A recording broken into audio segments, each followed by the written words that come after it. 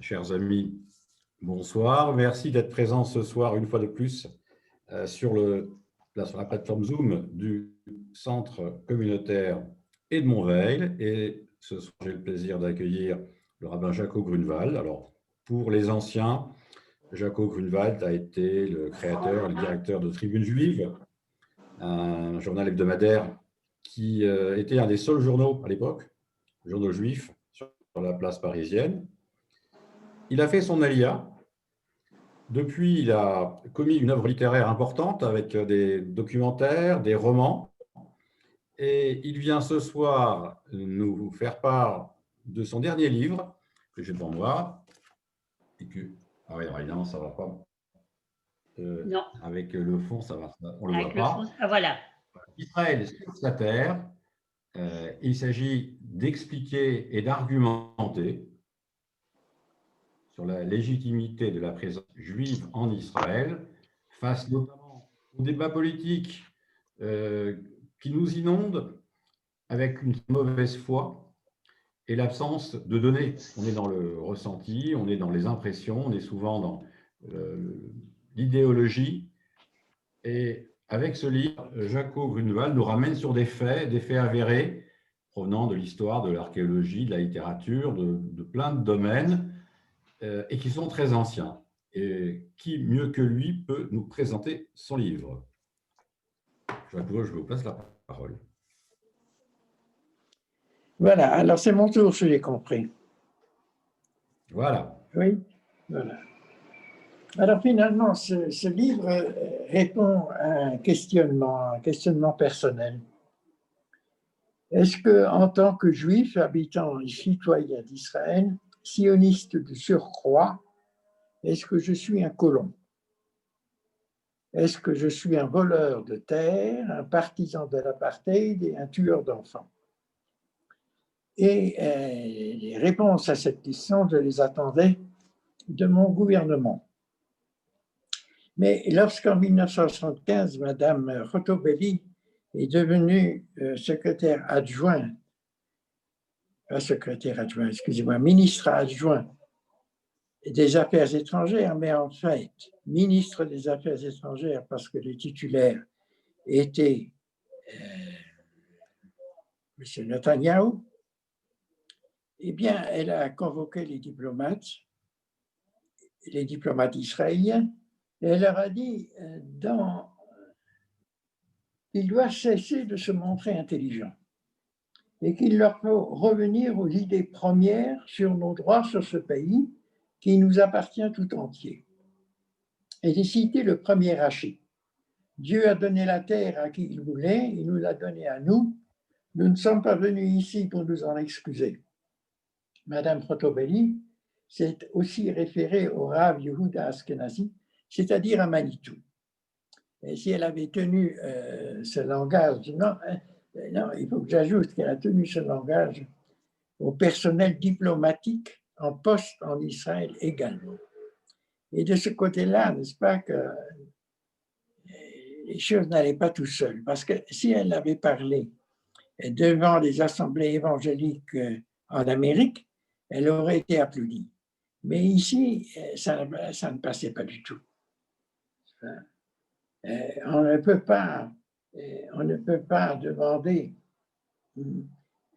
à quelqu'un qui croit que Israël a volé une terre, que c'est le bon Dieu qui l'a demandé. Et comme elle a tenu, je le répète, ce langage devant le personnel et devant les diplomates en poste en Israël, et que les diplomates qui étaient en poste dans les différents pays ont répercuté ce message, eh bien, Madame Minoun en a fait part, et sur Europe numéro 1, ça a été la grande rigolade. Et c'est à ce moment-là que j'ai décidé d'écrire ce livre. Alors, ce livre est composé de 2 parties. Vous avez pu montrer la première en l'exposant, je vais montrer la seconde. vois pas. Vous voyez? Non.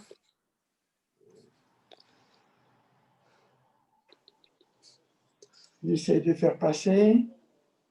Voilà, c'est bien. Là, on voit, parce que tout à l'heure, on ne voyait pas, c'est bien ce qu'en disent les... Voilà. Donc, Israël sur sa terre, ce qu'en disent les Palestiniens. Alors, je précise tout de suite, ce qu'en disent les Palestiniens, c'était pour parler du narratif palestinien. Seulement, le mot est assez mal compris en France. Bref, j'ai commencé mon livre, et alors j'ai fait des photocopies, des copies, copies-collées, n'est-ce pas? Parce que je pense que ça va mieux et j'espère ne pas vous décevoir, plutôt que de feuilleter dans les livres. Alors, j'ai commencé mon livre par dire que la terre promise, ou de la promesse, ou encore de la promission, désigne la terre d'Israël. La terre est déterminée par une promesse, mais ce n'est pas au nom de la promesse que les Juifs ont fait prévaloir leurs droits. Ils l'ont fait parce que leur terre est inscrite au cadastre, si bien qu'à l'heure où l'histoire décida, 20 siècles après avoir été occupée, réoccupée, et puis dénommée, renommée et démembrée, ces minuscules bouts de terre coincés à l'origine entre les immensités chaldéennes à l'est et celles des pharaons à l'ouest, a repris en 1948 le nom d'Israël. Un an plus tôt, donc en 1947, et 1947 c'est le moment où les combats ont commencé, où la guerre civile a commencé dans ce pays qui s'appelait alors la Palestine, eh bien, on a découvert les manuscrits du désert de Judée. Alors, j'ai raconté cette histoire-là dans le livre, mais vous la connaissez tous, donc je ne vais pas vous parler longuement de cette petite chèvre qui est allée du côté de Qumran, et que là-bas, grâce à cette petite chèvre, on a découvert dans des jarres étroites, fermées par un couvercle, des parchemins, des rouleaux de parchemin, des copies. C'était des copies du cadastre. Les plus anciennes copies jamais découvertes, puisque, foi de Wikipédia, et après analyse au carbone 14, les manuscrits de la mer Morte, comme on se mit à les appeler, ont été écrits, je cite alors entre guillemets, entre le IIIe siècle avant Jésus-Christ et le milieu du 1er siècle chrétien. Alors, tous confirmaient que les Israélites étaient les maîtres de la terre d'Israël depuis l'Antiquité. Ces écrits étaient certifiés par les prophètes. Ils stipulaient que les terres d'Israël étaient inaliénables.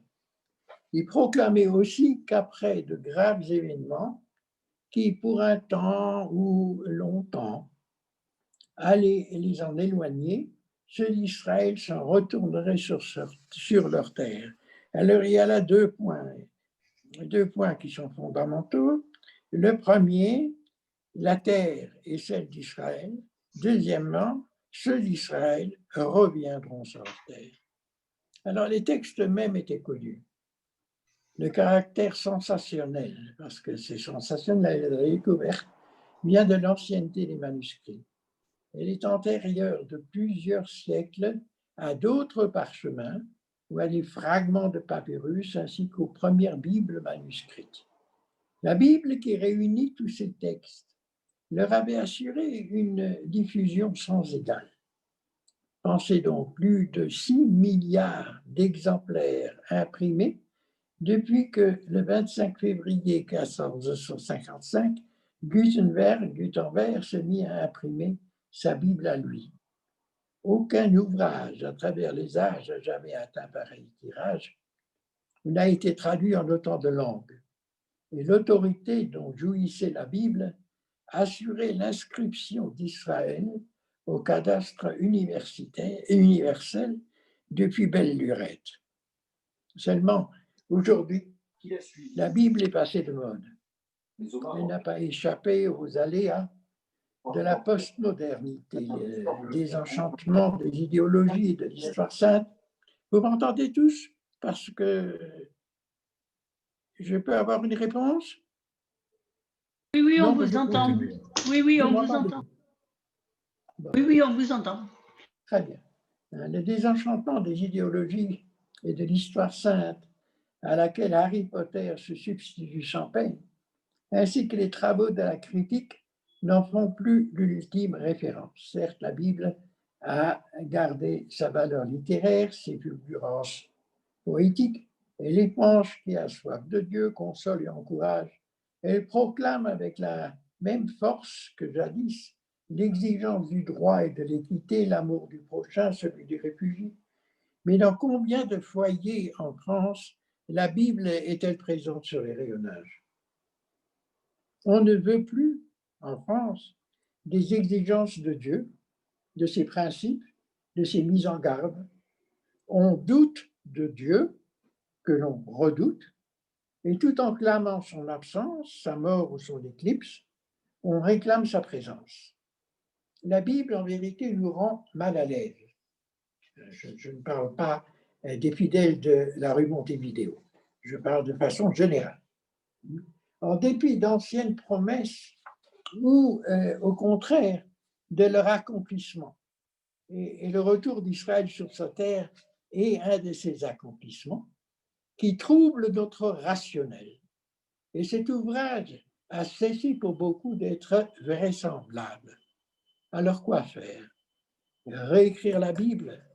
Écrire une Bible sans Dieu, le projet me paraît quelque peu présomptueux. Alors j'ai imaginé que l'on pourrait sortir un petit ouvrage qui s'appellerait le cadastre d'Israël ou le cadastris, pour faire bref, dans lequel figurerait l'ensemble des textes de la Bible, mais aussi des manuscrits du désert de Judée, où les prophètes assurent que nous retournerons en Eretz Israël. J'ai même imaginé, alors là, il faut une pointe d'humour quand même pour le comprendre, qu'il y aurait une application cadastrice sur les portables. Cela serait un outil très pratique qui permettrait de connaître les cadastres de Jérusalem, Beersheba, Hebron, mais aussi des lieux moins connus comme Anatote, la ville de Jérémie, Tekoa, le village d'Amos, ou Moréchet, qu'habitait Miché, et de découvrir que les prophètes, de découvrir ce que les prophètes disent de la promesse et du retour des Juifs sur leur terre. Les prophètes, savons bien, sont familiers aux Juifs. En tout lieu et en tout temps, ils continuaient à les lire dans le texte, donc à parler leur langue. Ils célébraient leur courage.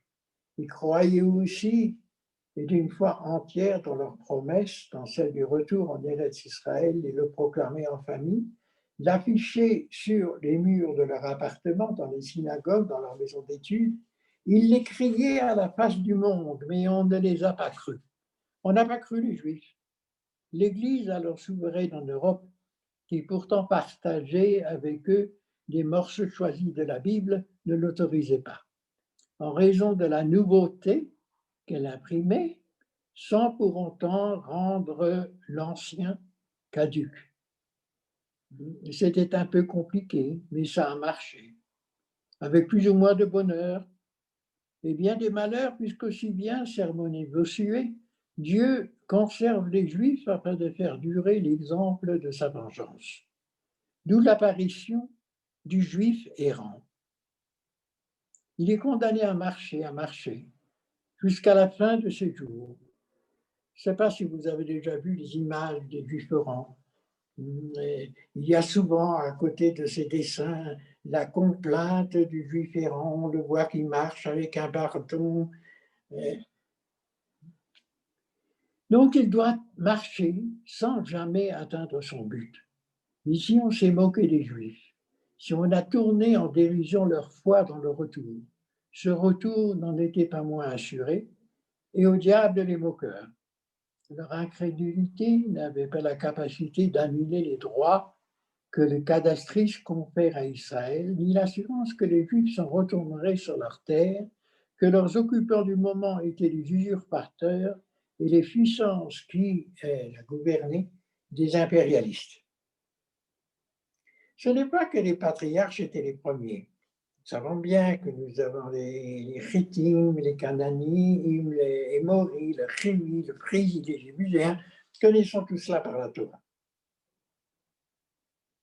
Il y avait aussi Malchitsédek, qui allait au-devant d'Abraham pour partager avec lui le pain et le vin, dans une ville qui s'appelait Shalem, Jalem, enfin Jalud, Jéru. Il y avait des populations qui gouvernaient Abimelech I, Abimelech II, sur les terres où au XIIe siècle débarqueront les Philistins. Mais l'histoire de ces peuples est morte. Leurs langues sont mortes et rien ni personne ne se reconnaît plus en eux, hormis les Palestiniens. Parce que remettant au bout du jour le trucage de l'empereur Hadrien, qui substitua au nom d'Israël celui de Palestine, en référence aux Philistins, ils se sont attribués une ascendance philistine.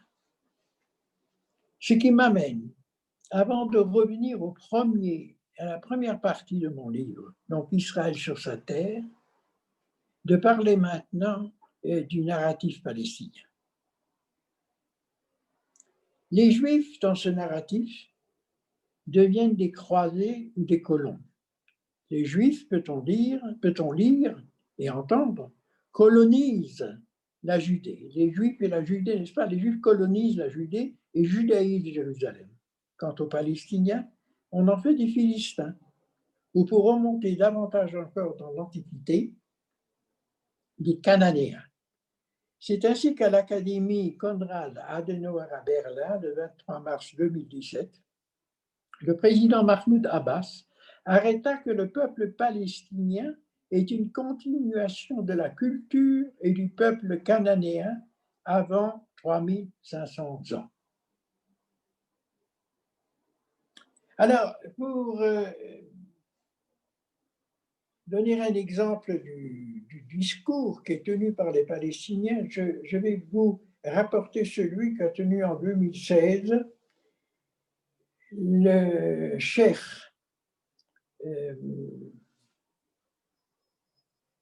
il s'appelle Raed Salah, qui était le chef de la branche nord du mouvement islamique et qui avait été réélu 3 fois comme maire de cette ville palestinienne importante qui est el-Fahim. Alors, ce que je dis là, c'est important parce que aujourd'hui, à el-Fahim, c'est un enseignant qui est maire. Et le langage qui est tenu à el-Fahim n'est plus du tout le même. Et je vais faire une toute petite parenthèse pour dire que le narratif palestinien continue à exister. Mais il y a à l'intérieur, peut-être de la société palestinienne, mais en tout cas, à l'intérieur du groupe formé par les Arabes israéliens, on entend dans ce groupe une autre voix. Les Arabes israéliens forment 20% de la population, 20% de la population israélienne. Et la moitié de ces 20%, c'est une révolution. La moitié de ces 20% veulent aujourd'hui s'intégrer à la société israélienne.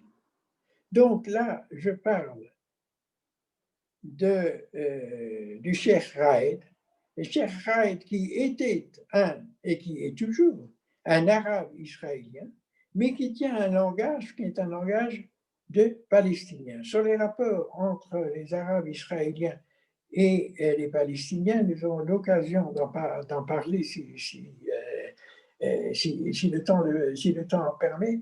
Mais si le temps le permet, mais pour le moment, je vais vous rapporter le discours tenue par le Cheikh Raed. Nous sommes le peuple de la terre, et les autres qui la convoitent sont des envahisseurs. Ils peuvent être colonialistes, occupants, corrupteurs, oppresseurs ou bandits. Nous faisons partie de ce pays. Les autres qui la convoitent ont déclaré la guerre contre ce pays et contre nous. Regardez combien convoitaient cette terre et, Allah soit loué, ils ont disparu. L'Empire romain a voulu s'imposer ici à un moment donné, mais il a disparu. Puis l'Empire perse a voulu s'imposer et a également disparu. Puis vinrent les croisés, mais ils ont disparu aussi. Les Tatars sont venus et ont disparu. Le colonialisme britannique est venu et a disparu. Le colonialisme français est venu et a disparu. L'occupation israélienne, vous voyez, c'est à ce moment-là qu'intervient l'occupation israélienne. Israël n'existait pas. Il y avait les Romains, il y avait tous les autres ensuite, Israël n'existait pas. Donc, l'occupation israélienne disparaîtra également. Puis, scrutant les lendemains, le faire continuer, regardez combien les nations qui convoitaient cette terre ont été vomies par elle, comme la mer vomit ses déchets. Notre terre est bénie et donc elle ne tolère pas la saleté impure. Notre terre ne tolère pas les ordures et tout comme la mer vomit ses déchets, notre terre rejette tous ces déchets et au bout du compte les vomit. Voilà.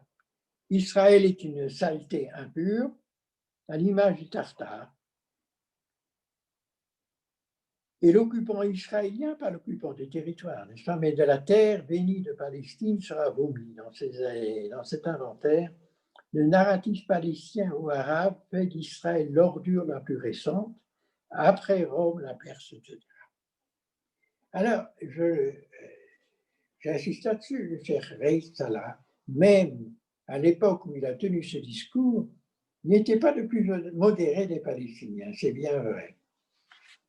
Mais sur le fond, Mahmoud Abbas tient-il un discours différent en proclamant son intention de porter plainte contre l'Angleterre devant la Cour internationale de la Haye pour avoir accordé aux Juifs un foyer national par la déclaration Balfour du 2 novembre 1917? Comprenez que la présence des Juifs à Jérusalem et à Tel Aviv ou dans la campagne de Galilée est un produit d'un acte colonial, que donc les Juifs sont étrangers en Palestine. Étonnez-vous après ça qu'on les traite de colons, que le mont du Temple, formule récurrente dans la Bible, soit devenu l'esplanade des mosquées, l'esplanade devant le Kotel, la place Al-Mubarak, et que l'islam interdit aux Juifs de prononcer fût sa voix basse un soupçon de prière sur l'emplacement de leur temple détruit, ce temple qui, dans la même veine, n'a jamais existé. Ce narratif qui dénie aux Juifs leurs droits sur leur terre et qui prétend nier leur passé à Jérusalem ainsi que leur identité rythme toutes les négociations refusées ou inachevées.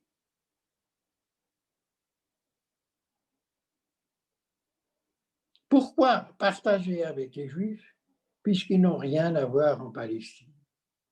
D'où d'ailleurs, mais ça encore une fois, je ne sais pas si nous arrivons à voir dans le détail, la Nerba et le malheur palestinien. Je suis en train de lire un roman qu'a publié un homme que vous connaissez à Paris, qui est Benjamin Touati, qui paraît également sur Amazon. Et j'ai trouvé là-dedans, et c'est pour la première fois, que pour désigner les terres de Judée-Samarie, de Juda de Shomron, autrement dit la Cisjordanie, ou les territoires, comme de façon générale, il dit que comment parler des territoires? Faut-il dire territoire occupé ou faut-il dire territoire administré? Non, il dit territoire refusé.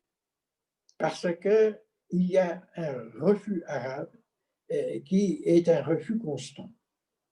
Et il faut bien que les choses soient claires. Moi, je vous donne quelques dates. En 1937, il y avait une proposition déjà de partage de la Palestine par la commission Peel, En 1947, c'est le vote de l'ONU. 1967, les 3 noms de Khartoum. En 2000, Ehud Barak à Camp David. Puis les paramètres Clinton, ceux d'Ehud Olmert en 2008, sans parler des propositions Kerry en 2014 et maintenant du plan Trump. Les seuls consentements palestiniens depuis la création de l'OLP auront été les accords d'Oslo de 1993, qui seront vidés de leur sens par l'intifada el-Aqsa et ses attentats suicides. Ont-ils jamais eu un sens d'ailleurs, puisque dès la signature de ces préliminaires, Arafat expliquait, mais en arabe, qu'il ne faisait qu'appliquer la tactique du salami.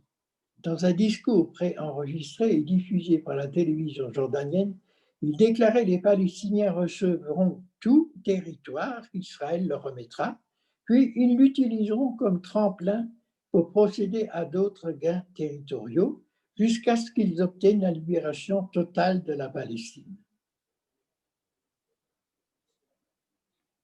Le très long discours du président palestinien devant le Conseil central de l'OLP convoqué le 14 janvier 2018 pour rejeter le plan Trump, pour rejeter là, c'était la résolution de Trump de reconnaître Jérusalem comme capitale.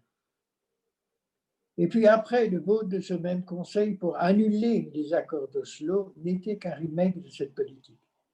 Déjà amendé par Abbas le Canadien, le narratif palestinien se voyait serti alors par quelques nouvelles perles, comme l'affrètement par les Européens avant-guerre d'une flotte hollandaise pour ramener les Juifs en Palestine qui lui ont préféré la Shoah.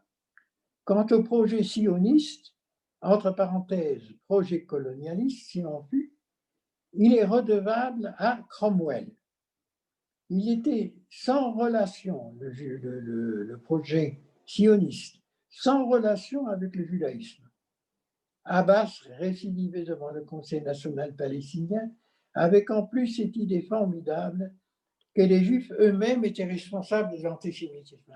Alors le lendemain, il s'est excusé auprès du Juif en disant « Je m'excuse auprès des gens de confession juive ». Et ça aussi, ça fait partie du narratif. Israël n'est pas un peuple, Israël est une confession. Et à partir de là, toutes les portes sont ouvertes. Ce narratif ne s'oppose pas seulement à la paix, il s'oppose aussi au Coran, car nous avons, parmi d'autres citations, et celle-ci, nous avons dit aux enfants d'Israël, habitez la terre, et lorsque s'accomplira la promesse de la Chigra, c'est-à-dire de ce qui vient à la fin, nous vous ferons revenir en foule. Et alors, dans la fin du livre, j'ai un dialogue, ou plutôt je tiens un discours à un Palestinien auquel je donne le nom d'Ibrahim, un nom de l'ancêtre commun. Et je continue justement sur cette foulée en parlant du Coran, mais au Coran qui vous contraint, Ibrahim, et qui demande aux enfants d'Israël d'habiter la terre. Vous substituez votre narratif. À le croire, et c'est tout simple, les Juifs n'ont rien à voir sur cette terre parce qu'ils ne sont pas les enfants d'Israël. Ils sont des descendants de Khazars convertis. Prodigieux narratif. Les Palestiniens y deviennent des Canadiens et les Juifs des enfants de Khazars et pourquoi pas des Aztèques ou des Mohicans. Bref, n'importe quoi et n'importe qui, pourvu qu'il n'ait pas de relation avec ces Juifs que connaissait Mahomet. Et c'est ça que vous enseignez à vos enfants, qui, à la lecture de la sourate, pourraient croire que les Juifs ont leur place à Jérusalem.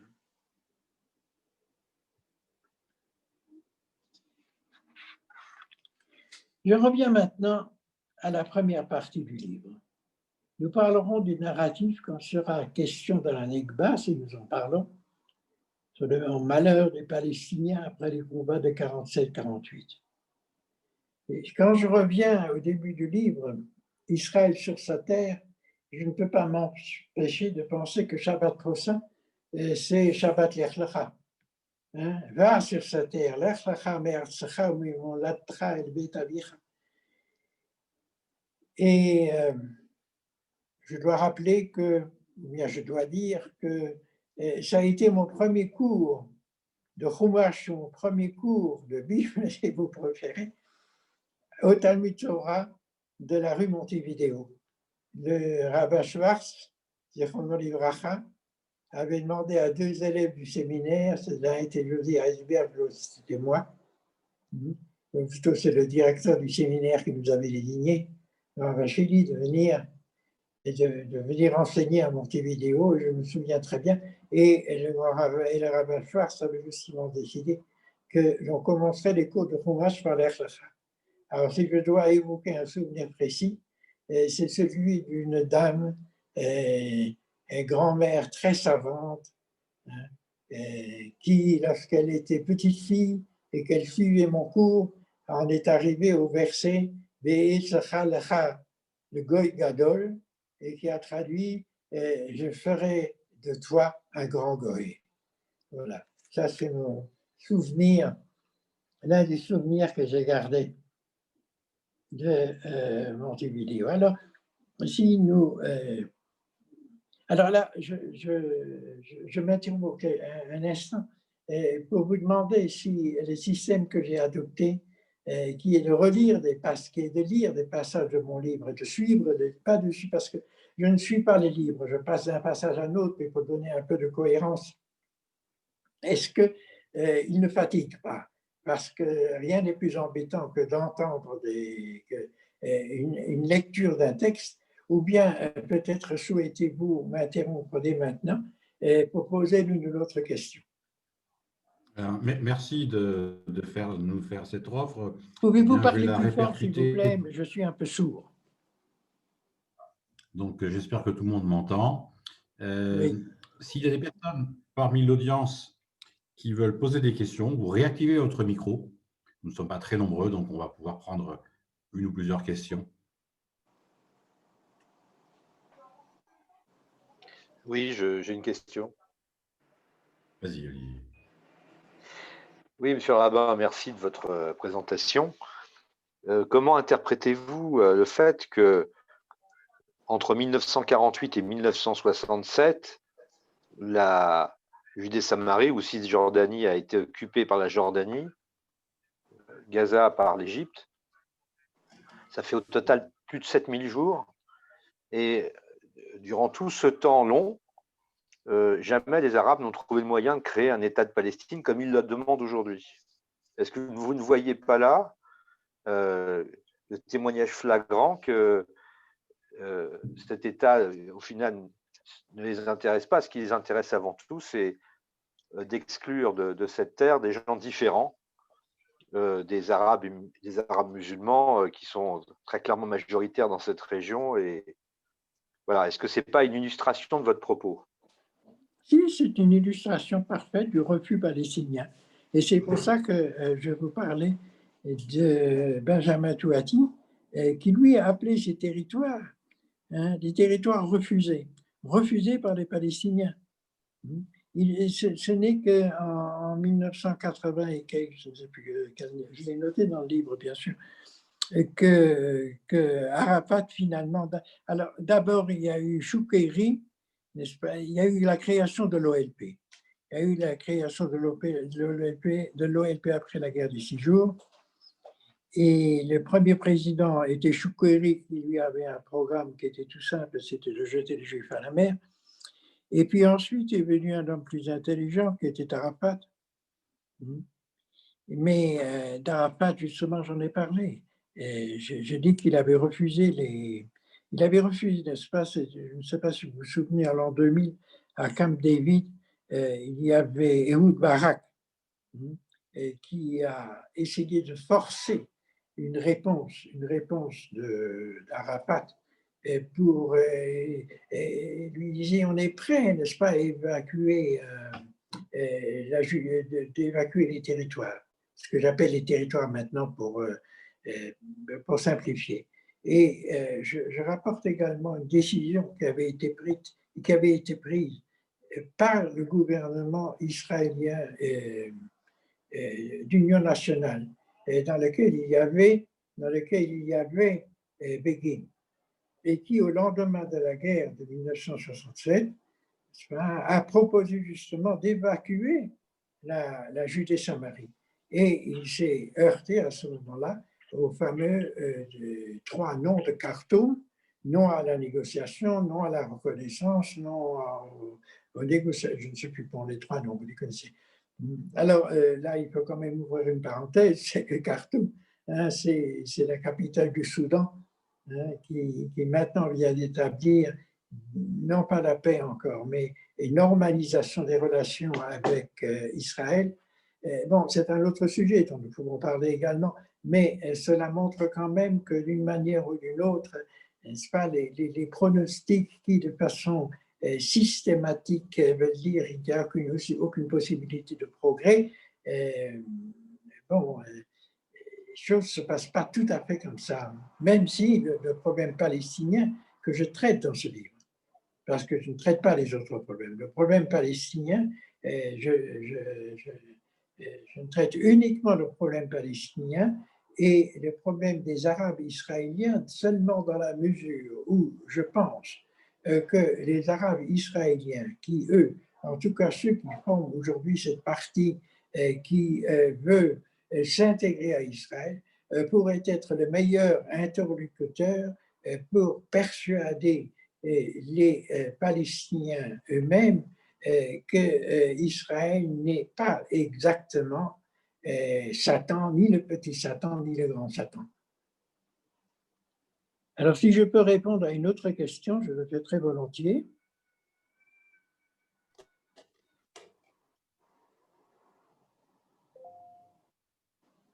Sinon, je vais continuer. Je vais continuer. Jusqu'à quelle heure doit durer notre Zoom? On a 1 heure, donc on a commencé vers Pendant 8 une heures. demi-heure. 10, Bon. vous avez 20 minutes. Oui, nous avons commencé par parler de l'Echlecha. Nous avons également les parchiotes avec les torachot, avec les malédictions.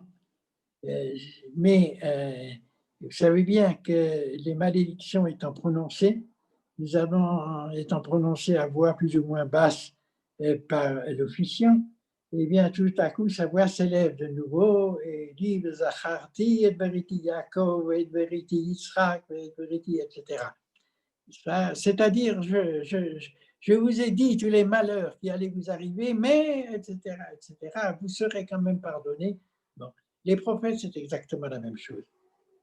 Ils n'hésitent pas à traiter leurs auditeurs de rebelles, de pourris, de scorpions et de bandits, avant que, sans transition, on les entende dire « ça suffit, vous en avez assez pris pour votre grade », et de faire briller le soleil au matin, chanter les lendemains, répétant aux Judéens, ceux du royaume du Nord, que la terre d'Israël est restée inaliénable dans l'attente de leur retour. Alors Israël est sur sa terre, comme Osée, le prophète Hoshea, dont le mariage avec une prostituée devait exposer l'inconstance d'Israël. Amos, lui aussi, allait anticiper le retour d'Israël sur sa terre avant même que les îles ne frappent les 2 royaumes. Je ferai revenir les captifs de mon peuple Israël. Ils rebâtiront les villes dévastées et les habiteront. Ils planteront des vignes et en mangeront les fruits. Je les planterai sur leur terre et ils ne seront plus arrachés dessus la terre que je leur ai donnée.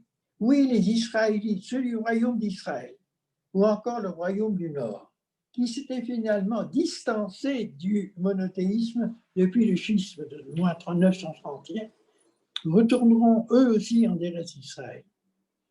Voilà ce qu'assurent les 2 prophètes. Une prédiction que la réalité du moment rendait totalement irréalisable, d'autant qu'à l'opposé des Judéens, qui, eux, étaient déportés en Babylonie, les Israélites, ceux du royaume du Nord, étaient dispersés sans chef ni guide, jetés dans l'empire assyrien, sans même avoir le temple de Jérusalem en souvenir. Alors, je parle dans ce livre, mais là, je ne vais pas je parle du retour des tribus, n'est-ce pas, de l'espoir constant qu'il y avait que même les tribus reviendraient. Et voilà que ce fantasme, l'idée d'une invraisemblable et permanence des tribus perdues, allait stupéfier les cercles rabbiniques au XVIe siècle, parce que dans la lointaine Éthiopie, les membres d'une tribu que les Éthiopiens brocardaient en les nommant Falasha se réclamaient de la tribu de Dan.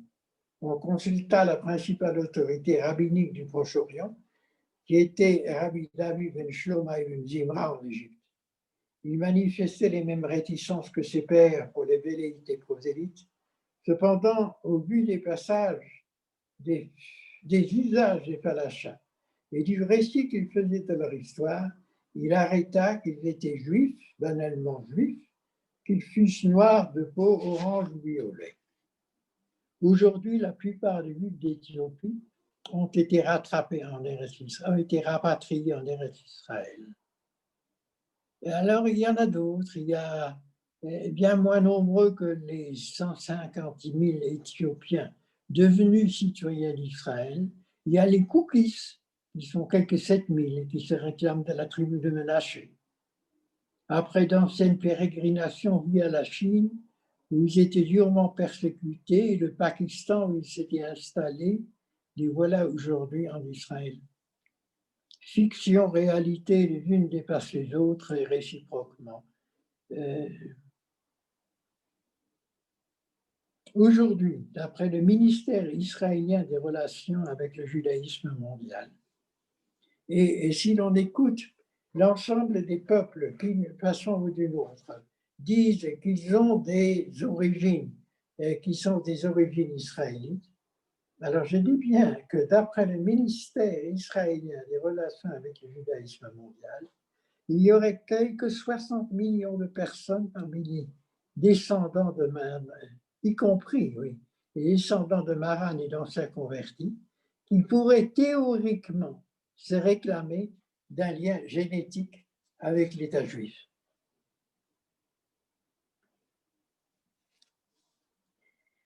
Bon, le côté irrationnel qui est totalement présent dans ce chiffre de 60 millions, et le côté irrationnel, eh bien, il est apparu sur la scène pour la première fois avec le retour, après 50 ans de déportation des Juifs en Babylonie, parce que Cyrus leur a dit de reconstruire le temple. C'était quelque chose de totalement inattendu. Le retour des déportés en Eretz Israël, d'où ils avaient été chassés 50 ans plus tôt, aurait été impensable s'ils en avaient gardé la certitude. Voici ce qu'en dit le cadastrice, et là je cite Al-Naharot Babel. Là, au bord des fleuves de Babylone, nous étions assis et pleurions en nous souvenant de Sion. Sur les saules alentours, nous avions suspendu nos lyres. Nos geôliers réclamaient, chantez-nous un chant de Sion. Comment chanterions-nous un chant de l'Éternel sur une terre étrangère? Si je t'oublie, Jérusalem, que ma droite m'oublie. Alors, dans ce livre, j'ai imaginé que de temps en temps, j'avais un contradicteur, n'est-ce pas, qui venait interjecter par rapport à ce que je disais. Et alors, on l'entend là, on le lit plutôt, c'est bon ça, oui, la petite phrase là, la droite qui a oublié, la droite qui ne sait même plus jouer du banjo. J'en conviens, c'était bien trouvé, mais de là à ce qu'elle fasse le tour du monde, la petite phrase, il y a quand même de quoi s'ahurir. Que la lumière soit, d'accord, on a toujours besoin d'un peu de lumière chez soi, ou encore, tu ne tueras pas. Si, c'est écrit dans la Bible, ailleurs aussi. Mais pourquoi, parmi les 23 204 versets de la Bible hébraïque, retenir juste cette histoire des Juifs qui n'oublient pas Jérusalem? Alors là, mon interlocuteur reprend, et les voilà qui continuent. Le Shana Haba B'Yerushalayim, à Jérusalem, l'an prochain à Jérusalem, qu'ils disent. Cette petite phrase aussi a fait le tour de France, d'Espagne. Elle a traversé la vallée du Ray et du Maghreb. Pourtant, elle ne figure même pas dans le cadastrice. On la trouve pour la première fois à usage interne des synagogues, dans des poèmes liturgiques du XIe siècle, aussi bien en terre séparate qu'ashkénaze. Ce qui la rendait célèbre, cette petite phrase, c'est que parmi toutes les dingueries du peuple élu, exclu, perclus, elle était chaque année, depuis 1000 ans, la meilleure de l'année. Sur YouTube, elle aurait fait un tabac. Elle faisait s'esclaffer déjà les Cosaques au pogroms et les potes de Martinez, de Ferran Martinez, qui était l'archidiacre de Séville en 1391, donc un siècle avant l'expulsion d'Espagne. Donc, qui faisait s'esclaver les potes de Martinez sur les parvis des cathédrales et se marrer la bête beauté au crématoire de Maïladec. Alors, je sais très bien que nous n'avons pas le temps, j'aurais jamais dû commencer, j'aurais dû faire un résumé plus succinct du livre, mais je cite différents prophètes, je donne le programme immobilier du prophète Jérémie, qui avait commencé par dire, n'est-ce pas, on n'entendra plus jamais sur les places de Jérusalem les chants de l'épousée, mais quand la catastrophe approche, il dira, oh, du Shama Baré, bien sûr, on entendra de nouveau, etc. etc.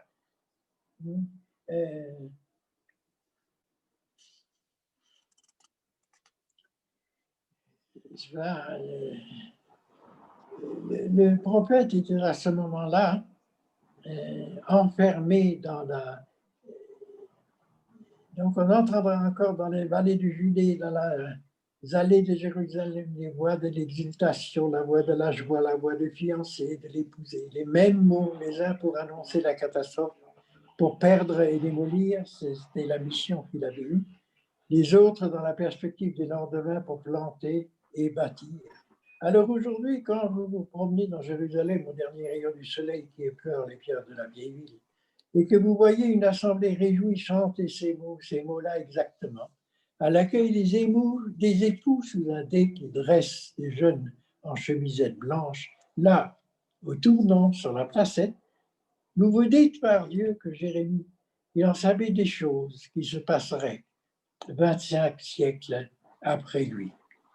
Et je parle aussi du prophète Ézéchiel, n'est-ce pas, les ossements perdus, n'est-ce pas, le fameux texte sur les ossements perdus qui termine par « Voici, je rouvre vos tombes, je vous fais monter de vos sépulcres, mon peuple, et je vous ramène sur la terre d'Israël, vivez. » Je rappelle que la Bible est finie par le livre des Chroniques et que le dernier mot des livres des Chroniques, c'est Ya'al, qu'il monte, l'appel à l'Alia. Et les derniers mots de la Bible servira aussi de faire raison au cadastrice. Alors pourquoi est-ce que je parle tellement des prophètes? Depuis le début jusqu'à maintenant, qui forment disons, un cinquième de livre.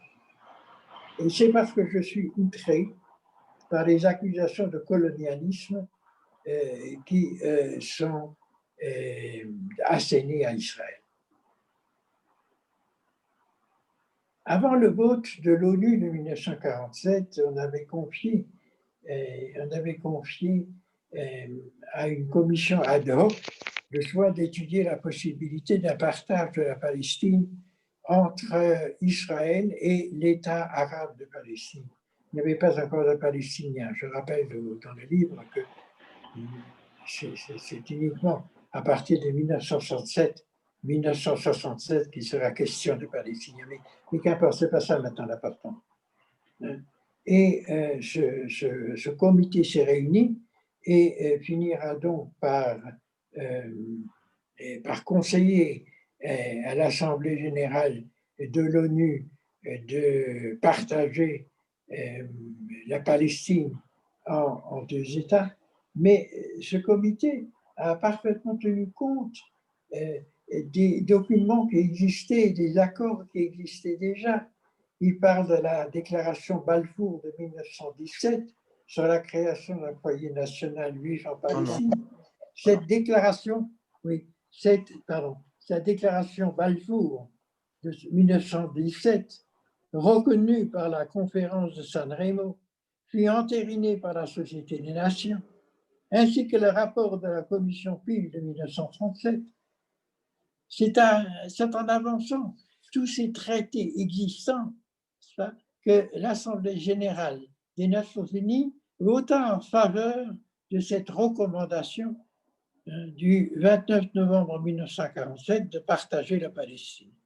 Donc, d'un point de vue légal, la chose était absolument entendue. Et moi, je viens maintenant vous parler des prophètes. J'aurais pu passer immédiatement, n'est-ce pas, aux différents traités internationaux. Et quitte à vous les lire, ce qui est encore plus embêtant que la lecture que je vous fais en ce moment. Donc, d'un point de vue légal, la renaissance d'un État juif était bardée par des traités internationaux. Cela dit, autant finissant du colonialisme, l'histoire devait reprendre ses droits et les Juifs leurs terres. Ayant consenti à la partager avec les Arabes de Palestine, il laissait l'ONU fixer ses frontières. Mais au niveau de l'histoire, de la grande histoire, avait-il besoin de l'approbation des nations? Fallait-il l'assentiment des autres États, tous ou presque plus jeunes que lui, pour qu'Israël retrouve sa place? La formule « retrouve sa place » parmi les familles de la terre, la formule du prophète Amos. Là, notre justification première, pour revenir sur cette terre, elle nous vient des prophètes. Elle nous vient du cadastre, grâce à cette petite chèvre qui les a retrouvés juste avant la renaissance de l'État d'Israël, ni des puissances coloniales, et pas même du vote de l'ONU. Non. Et là, je m'attaque à un autre aspect du narratif palestinien. Non, Israël n'est pas né de la Shoah. La Shoah, au contraire, réduisait de façon hallucinante les chances d'un État juif et ses dimensions. Regardez dans la vallée des communautés perdues au État de Hachem, la roche Chanus sur laquelle sont inscrits les noms des communautés juives mutilées ou détruites, et songez à ce que l'État d'Israël serait devenu si le nazisme et l'antisémitisme avaient laissé vivre les Juifs. Je ne peux manquer de remarquer qu'hormis l'Égypte, tous les pays alentours sont des créations colonialistes et qu'Israël est le seul territoire qui a été amputé, lui, par les puissances colonialistes. Et je vois l'image là qui apparaît. Souhaitez-vous que nous arrêtions? Souhaitez-vous que nous fassions une interruption? On va peut-être profiter de votre renouveau pour demander à l'audience s'il y a des questions.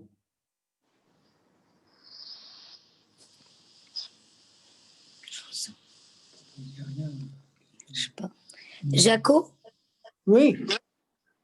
Bonsoir.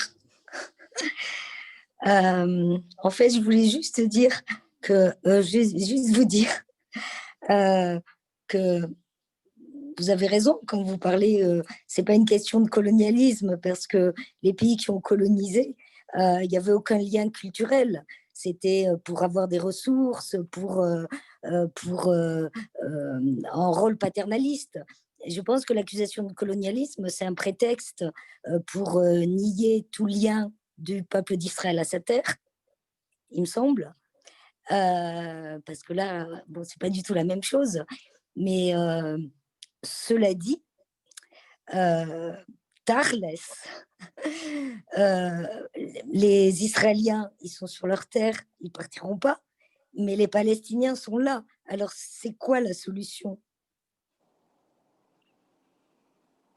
La solution, bon, si vous connaissez la solution, il y a des gens en Israël.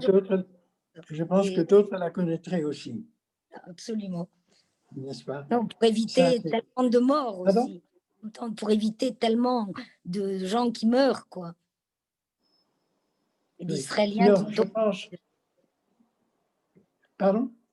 Il y a tellement de morts, qu'est-ce qu'il faut faire? Nous savons très bien. Nous savons très bien.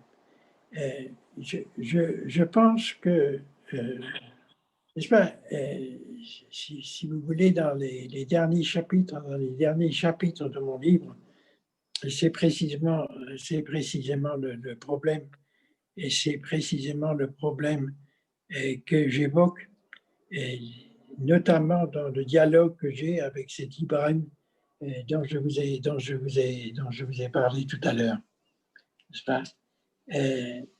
En vérité, je pense que si il y a plusieurs solutions, n'est-ce pas? Nous le savons bien. Nous avons une solution qui est tout simplement un partage. Quelqu'un va décider, voilà, la ligne est là, et c'est comme ça, et puis pas autrement. Seulement, ce n'est pas une solution parce que ça ne marchera pas. Et je pense que ce qu'il faut, c'est dépasser les identités nationales. Et finalement, Abbas est présent depuis 15 ans, je pense, sans qu'il ait été réélu. Le vote qui avait porté Abbas résulte d'un compromis, mais en vérité, à ce moment-là, quand sur l'insistance des Américains, le Hamas a participé au vote, il y avait une majorité de gens qui ont voté pour le Hamas. Alors, nous avons donc, premièrement, ceci entre parenthèses, à l'intérieur même de l'autorité, à l'intérieur même de l'entité palestinienne, nous avons d'une part l'autorité palestinienne avec Abbas qui est plus ou moins dans un système, bon, je ne veux pas le qualifier maintenant, mais vous le savez, c'est quand même l'interlocuteur des pays occidentaux. Et l'État palestinien a été reconnu par toute une suite d'États. Et puis, nous avons le problème du Hamas qui est totalement séparé. Et nous savons très bien qu'il n'arrive pas à se rabobiner. Non, nous ne savons pas finalement si nous ne pouvons pas arriver à une solution pour ne pas déchirer cette terre. Pour ne pas déchirer cette terre, pour aller au-delà je l'ai dit tout à l'heure, des identités nationales, qu'on puisse peut-être envisager une terre qui ne soit pas déchirée et qui regroupe ceux des Palestiniens qui veulent rester absolument palestiniens dans des cantons qui seraient des cantons palestiniens. Il y aurait des Juifs qui, eux, ne réclameraient pas une autorité sur ces cantons-là. Finalement, la Suisse fonctionne très bien avec ces cantons. Hein. Il y a des projets qui existent en ce sens. Et il y a l'espoir que j'ai exprimé. Je vais peut-être là, alors je vais reprendre le livre, je ne sais pas si vous me permettez, c'est dans mon dialogue donc avec je dis, cher Ibrahim, ni vous ni moi ne nous faisons d'illusions. Les grands problèmes demeurent et menacent.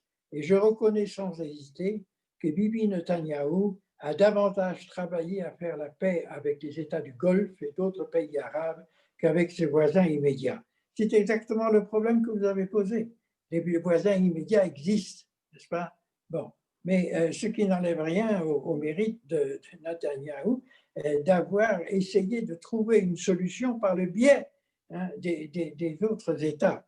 Et de ce point de vue-là, ce livre a été écrit avant la reconnaissance par les Émirats, mais on voyait très bien se dessiner la ligne qui avait pris forme. En attendant, on peut entendre, venant d'associations réunissant Juifs et Palestiniens, des voix de faiseurs de paix. Leurs troupes, quand même plus de 20 000 chez les Femmes pour la paix, et nombre de militants chez Une terre pour tous, deux États, une patrie, c'est là qu'on parle de canton d'ailleurs, s'efforce de tracer la carte du tendre ou de tirer des plans sur la comète. Une centaine d'associations de ce type sont inscrites au registre d'Israël, sans parler des groupes qui, pour échapper aux contraintes bureaucratiques et bancaires, ne demandent pas à être formellement reconnus. Leurs activités sont de tout ordre, le nombre de leurs francs aussi. Elles peuvent former des colonnes marchant d'un bout à l'autre du pays ou ne réunir que quelques-uns pour écouter, se connaître, s'entraider. D'autres agissent sur le terrain, organisent l'accueil d'enfants, mais aussi d'adultes palestiniens au poste de frontière de la bande de Gaza ou de Ramallah pour les conduire dans les hôpitaux d'Israël et les y ramener après soin. En ambulance ou dans leur voiture, ces volontaires ont véhiculé 20 000 malades en 2019 ou pour organiser un séjour réparateur en Europe ou ailleurs à des enfants israéliens et palestiniens malades réunis pour la circonstance. En plus de ces associations, nombre d'ONG, de fondations, d'institutions spécialisées disposant de budgets importants travaillent sur des projets définis dans l'action et la recherche, avec aux commandes des personnalités qui ont fait leurs preuves. Je me plais à imaginer, Ibrahim, que le salut pourrait lever aussi, et surtout du côté des Arabes israéliens. Certes, il y a déjà 15 ans qu'un juge arabe présidait le tribunal chargé de juger un président de l'État d'Israël. Ils sont bien plus nombreux aujourd'hui à occuper des places visibles, parfois dominantes dans la société israélienne. Et là, je parle de toute cette des Arabes israéliens et notamment de ceux qui veulent s'intégrer à la société israélienne. Et je dis que ces Arabes d'Israël ne pourraient-ils être les catalyseurs d'un début de symbiose judéo-palestinienne? Et justement, parce que citoyens d'Israël, loyaux dans leur grande majorité, ils se réclament du peuple palestinien. Vu du dehors, ce genre de choses paraît impensable. Et pourtant, rien ne l'illustre mieux que les manifestations arabes contre l'annexion prévues par le plan Trump, donc contre l'annexion par l'État palestinien de la région appelée le Triangle. Le Triangle, c'est à l'ouest des hauteurs de Samarie, c'est là que vivent un tiers des Arabes israéliens. Alors dans le plan Trump, on dit, bon, ben, ce territoire-là, il sera donné à l'État palestinien. Mais cette annexion, rejetée d'ailleurs par Netanyahou, à l'unisson pour une fois avec les partis politiques arabes, ne se fera pas. Mais c'est en brandissant des drapeaux palestiniens que les manifestants arabes d'Israël sont venus dire que ces terres ne doivent pas revenir à l'État palestinien. Donc vous voyez comment la situation est ambiguë. N'est-ce pas? Une enquête de 2019 traduit en chiffres le double ou multiple patriotisme des Arabes israéliens.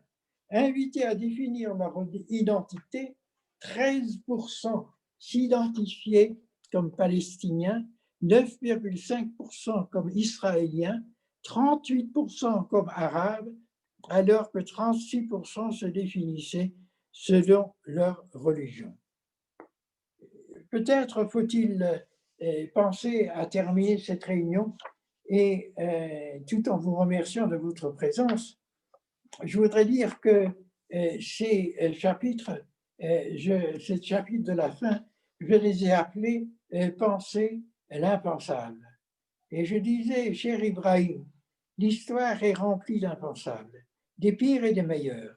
Aurions-nous cru pensable au moment où le monde arabe, la gauche radicale en Israël et sa droite extrême tempêtaient contre le plan Trump, qu'à Wuhan, dans la Chine lointaine, surgissait une tempête qui allait faire des centaines de milliers de morts dans le monde, bouleverser, vous ne connaissez pas alors des millions, bouleverser les économies avec son cortège de chômeurs et enfermerait des dizaines de millions de gens dans leurs appartements. Les avions dans leurs hangars et les ramèneraient nos brillantes civilisations démunies au temps maudit de la peste noire.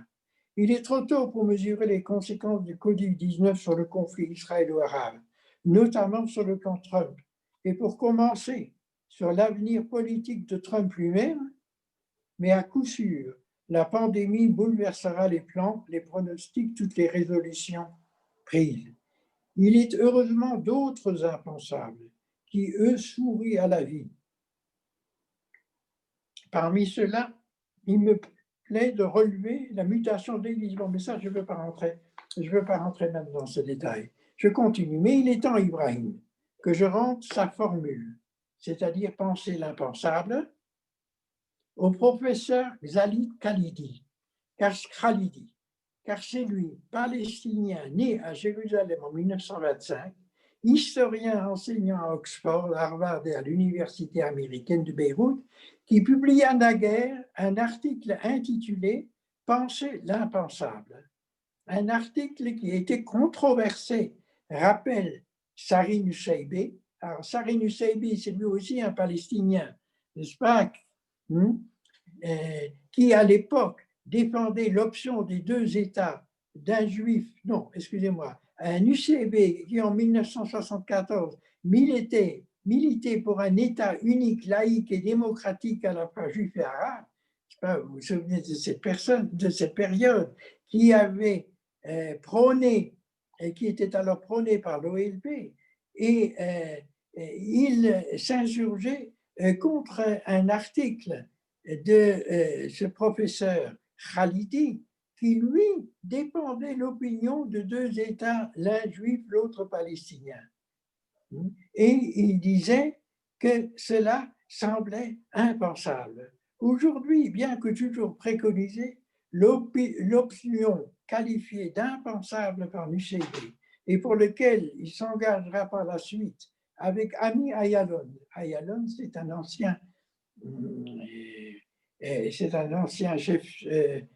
chef d'État, pas chef d'état-major, il commandait la marine en Israël, paraît à son tour dépassé. Ainsi va l'histoire. Permettez-moi, cher Ibrahim, de vous parler une fois de plus de Théodore Herzl. Au lendemain du premier congrès sioniste à Bâle, en août 1897, il écrivait les lignes que voici. Si je devais résumer le congrès de Bâle en une seule phrase, que je me garderais de prononcer publiquement, je dirais, à Bâle, j'ai fondé l'État juif. Peut-être dans 5 ans, et certainement dans 50 ans, tout le monde se rendra compte. 50 ans après, pile, l'État d'Israël était fondé. Il ne faut jamais désespérer l'impensable. Alors, je ne sais pas quels sont les accords entre Israéliens et Palestiniens, ni quand ils prendront forme, mais il me plaît à penser qu'ils seront conclus en des lieux où la symbiose judéo-arabe a déjà abouti. Là où l'on a appris à connaître la passion de la vie et le prix de la souffrance, dans une salle d'hôpital en Israël. Regardez, Ibrahim, mais si, regardez bien, les délégués qui avancent là, derrière la femme hausse qui fait de grands gestes. Certains sont nu-tête ou coiffés d'une kippa, d'autres d'un kéfier. Des femmes portent un chemisier, d'autres un tchador. Il y a aussi 2 délégués du FPPO, entre parenthèses, Front populaire pour la paix, qui, malgré l'étouffante chaleur dehors, sont en complet veston. Tous et toutes ont des fleurs à la main. Ils pénètrent dans une salle, puis dans une autre, où juifs et arabes, alités côte à côte, sont soignés à la fois par des médecins arabes et des médecins juifs, par des infirmiers juifs et des infirmières arabes, ce qui est, vous le savez, la situation aujourd'hui. Ils embrassent un malade, puis un autre, offrent une rose à chacun. Dans un espace qui donne sur un jardin, des estropiés fixent sur leurs mognons ces tiges qui les font ressembler à un héron debout. Des gueules cassées, couchées sur le dos, sont attelées à des mécaniques qui font jouer leurs jambes mortes ou plier un bras décharné. Voyez les visiteurs, Ibrahim, qui n'osent pas s'approcher. Voyez-les qui se détournent pour retenir leurs larmes. Bonne guérison, lance la femme à la crinière de feu. Elle sourit à un éclopé qui la salue de sa béquille. Ça va déjà mieux, n'est-ce pas, mon beau? Puis, se tournant vers tous, la voix assurée, découpant les syllabes de chaque mot, elle assène avec autorité, plus jamais. On est là pour ça. Dans le couloir, sur le mur couleur crème, les délégués s'arrêtent, cherchent leur chemin. Un tableau fléché affiche les services de l'étage. Chirurgie A, chirurgie B, Et dans la direction opposée à surdité et démence, la peinture à peine séchée indique Front populaire pour la paix au Proche-Orient, FPPPO, salle des séances. Le lieu de négociation étant arrêté, je n'ai pas moi la modestie de Herzl pour ne pas l'annoncer, il me faut parler des négociateurs. Ce ne seront ni les Américains, ni les Russes, ni les Européens, ni les Chinois, mais face à face, des femmes et des hommes d'Israël et des hommes et des femmes de la Oumma arabe. Vous autres de la Oumma, cher Ibrahim, vous disposez d'une puissance formidable, d'un potentiel énorme en richesse du sous-sol, en réserve de sagesse. Nos philosophes au Moyen-Âge épuisés assoiffés. Vous êtes 1,5 milliard, alors qu'avec 14 millions de gens, soit moins d'1 millième, le peuple juif ne s'est toujours pas remis des pertes de la Shoah.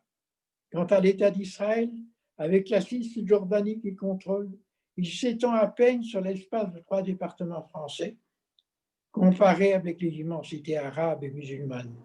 Dans ce cadre, dans la perspective que j'ose ébaucher, pensez-vous qu'il soit impensable, vraiment impensable, d'accorder, si le terme devait vous satisfaire, 28 000 km² au peuple juif, soit moins d'1% de la superficie de l'Algérie? Vous paraît-il impensable, vraiment impensable, qu'en ces multiples diversités, la Oumma consente, le cas échéant, à offrir une hospitalité fraternelle, généreuse, à ceux des Palestiniens qui voudraient s'installer sur son sol? Serait-il interdit de penser qu'un jour, malgré le principe et les narratifs, la Oumma admette l'existence d'un petit pays juif sur la terre de ses ancêtres et des promesses de la Bible et du Coran? Un tout petit pays parmi les 57 États musulmans, parmi les 27 pays arabes, est-ce vraiment impensable en échange de la reconnaissance du monde? Parce qu'égaré sur les hauteurs, perdu au carrefour des libertés, livré aux vestiges du passé, au tournoi des phobies, au va-et-vient des ivresses et des accablements, le conflit israélo-arabe est aussi le reflet d'une crise qui ne lui est pas distinctive.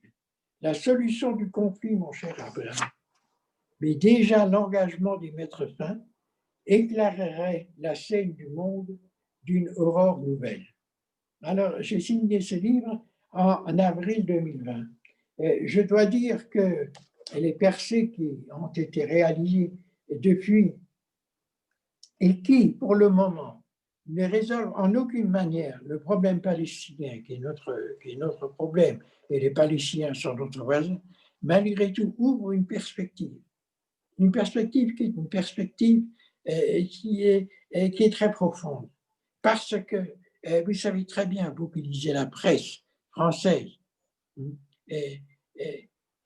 l'idée même qu'on puisse arriver, n'est-ce pas, à une reconnaissance d'Israël par un État arabe et à établir la paix avec Israël sans passer par les Palestiniens était une idée qui était totalement rejetée.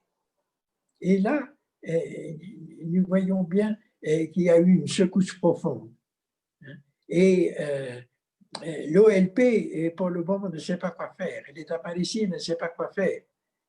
Il attend une seule chose et avec une grande impatience en se disant que peut-être la victoire de Biden lui facilitera la tâche, mais rien n'est plus sûr de ce côté-là. En tout cas, pour le moment, la Ligue arabe ne se réunit pas, malgré la demande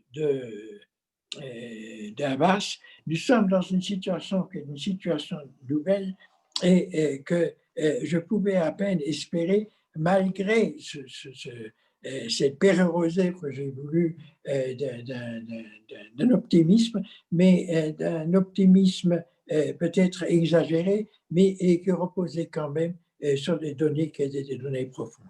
Et voilà, je pense que j'ai dépassé le temps de votre patience. C'est très difficile, savez-vous, pour parler d'un livre ou parler de mon livre, lorsque je fais des extraits comme ça de ce livre par Zoom, parce que je ne vois pas la réaction des gens. Je ne vois pas ceux qui sont sur le point de s'endormir. Je ne vois pas ceux qui ont un air excédé, ceux qui approuvent, ceux qui ont une attitude contraire et qui permet à ce moment-là le dialogue. Le dialogue par Zoom, c'est un peu difficile et en tout cas, en ce qui me concerne, je n'y suis pas habitué. Voilà. Merci en tout cas pour avoir présenté votre livre avec autant de passion et n'avoir pas regardé l'heure. Voilà, c'était l'entraînement qui vous a mené jusqu'à maintenant son micro et on va vous remercier pour cette présentation. Et je rappelle donc le titre du livre qu'on trouve dans les bonnes librairies, en tout cas sur Amazon. C'est là que je l'ai acheté. Israël sur sa terre, ce qu'en disent les Palestiniens. C'est plein d'informations précises que Jaco n'a pas pu, bien entendu, donner de manière exhaustive pendant cette petite heure, mais c'est vraiment un livre qui permet de se construire sa propre argumentation basée sur des faits vérifiables et non pas sur des opinions ou sur de l'idéologie, comme malheureusement trop souvent on l'entend ou on le lit dans la presse. Merci en tout cas encore une fois, merci à tous. Si vous me permettez, je voudrais juste insister sur le fait que les livres apparus sur Amazon, pour le moment, pour acquérir les livres, il faut passer par Amazon, ce qui est d'ailleurs très pratique. Voilà, bonsoir et merci beaucoup. À moi qui ai des questions. Bonsoir et merci beaucoup. Au revoir. Toda Rabba. Merci.